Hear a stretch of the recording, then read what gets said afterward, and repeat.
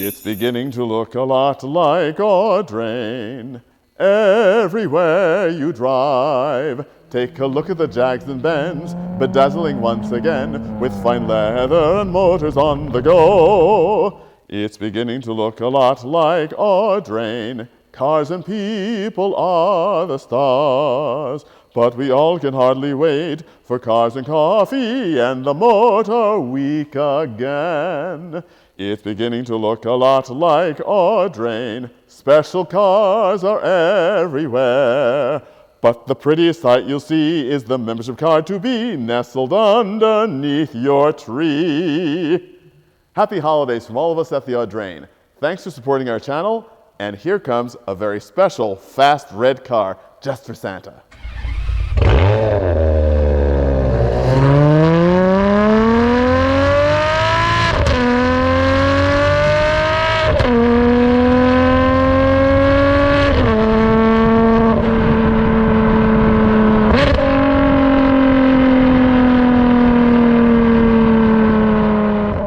Please make sure you subscribe to this channel and hit the bell icon to turn on your notifications, so that way you won't miss any of our widely varied video programs, including those with me and my friend Jay Leno.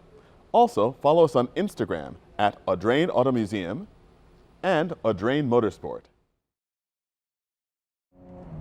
I'm driving a GTO, and it's a Ferrari, but it's not a 250 GTO or even a 288 GTO. It's a 599 GTO. And although this is the only Gran Turismo Omologato car built by Ferrari that wasn't actually built for racing, it's still a really interesting car. This is the road-going version of the 599XX. That is a very special car indeed.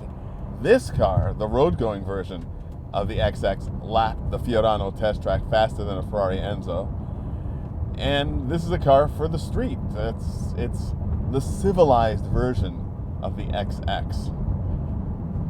And civilization does come with certain comforts, along with the power. 661 horsepower, to be exact, 457 pound-feet of torque. So it's certainly not a lazy car, or frankly, a lazy person's car. But what exactly is it that lets it live up to the GTO name? We'll find out. I'm cruising through town right now in sport mode, which is the sort of normal mode for the car, as it were. The other modes being wet and race. And we'll get into race mode in a moment, but there's also, of course, the track modes in which the traction control and stability control are turned off. Right now, I'm enjoying the benefits of both of those. The ride of the car clearly indicates that this is a high-performance, track-oriented car. There's no luxurious carpets. There's hard-paneled carbon fiber floor mats. There's carbon fiber throughout the interior, which is functional, not decorative. Although there are a couple of nods to luxury. Of course, the car has air conditioning, because the driver's got to be comfortable when he or she is doing their job.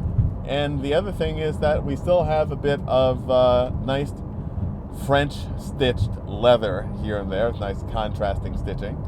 So it reminds you that you're in a GT car. But it's quite interesting that, first of all, I happen to find a lot of modern Ferraris not really to my taste in terms of their design. They have a tendency, I think, in my opinion, to look a little too aggressive. And I want a little bit of beauty with my aggression in my Ferraris.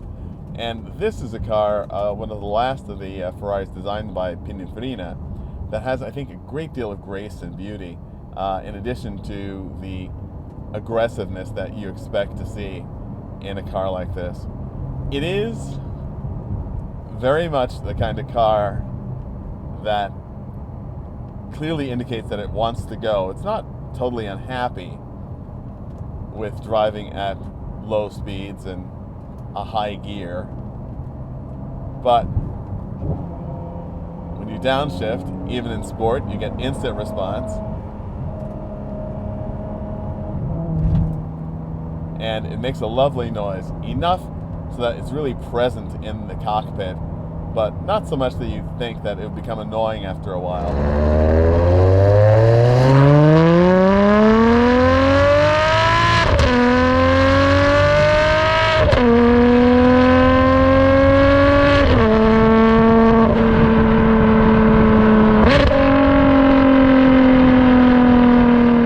But this is all sport mode, so we'll have to see what race will give us. Do love that little blip that the engine gives you when you downshift. Although there is a certain glory to being able to do that yourself with your foot. Still, I like assists where assists can be helpful.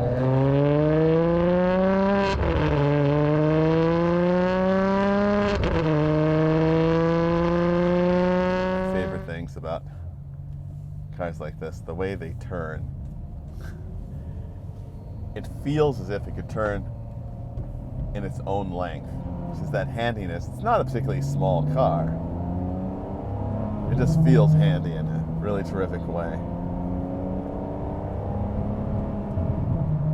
It feels like a Ferrari. You know, there are cars that have a specific brand character, and I think probably the two brands that have done it the best, well, maybe three if you count some of the Mercedes-Benz brands, but without a doubt, Porsche and Ferrari. When you're behind the wheel of a Porsche or a Ferrari, you know what you're driving. And it makes such a difference in a world where everything has become so incredibly homogenized, and, you know, where a Genesis gives you a great driving experience if you want that, but it doesn't have any particular unique characteristic. Now we turn the Manettino from sport to race.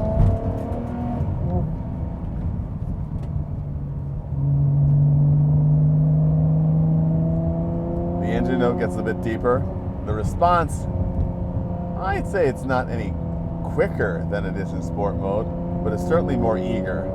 It's an interesting thing thinking about the fact that race mode was something that you would only engage in the most extreme conditions. But race is very civilized, and somehow that's appropriate as well,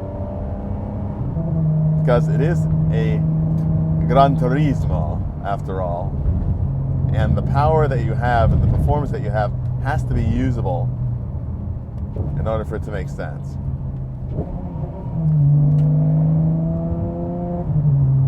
I love also that in race mode it still gives you upshift indicators.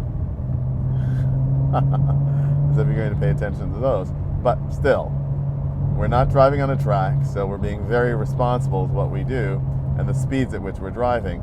But that's another thing which is quite interesting about this car, is that it actually delivers a great deal of enjoyment at very legal speeds. There's a certain excitement that just comes from having the response. I know this is something that a lot of people who are big fans of electric cars love, is that instant torque, that immediate response. And this car gives you that, and it also gives a great soundtrack.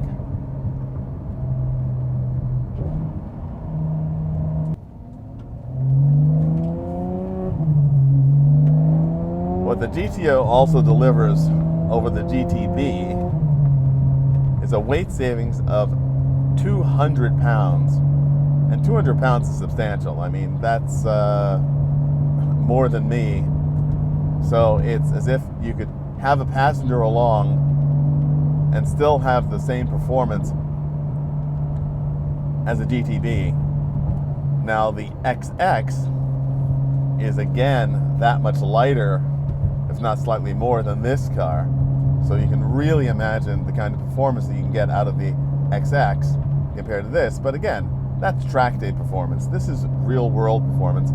And it's also in a nicely limited package. Now, of course, limited packages today are nothing compared to the limited production of Ferraris back in the day in the 50s and 60s.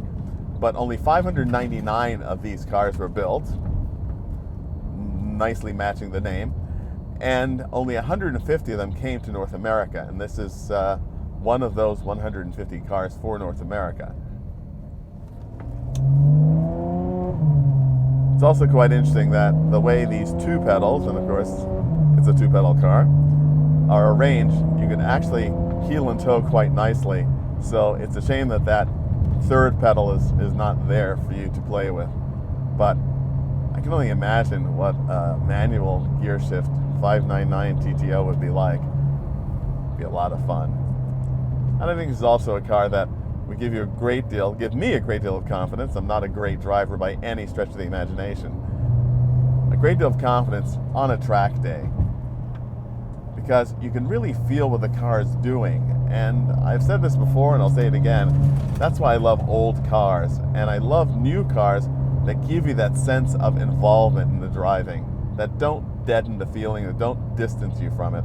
And I think that's one of the most important things about having a car like this. And it's Ferrari. And who doesn't love a Ferrari?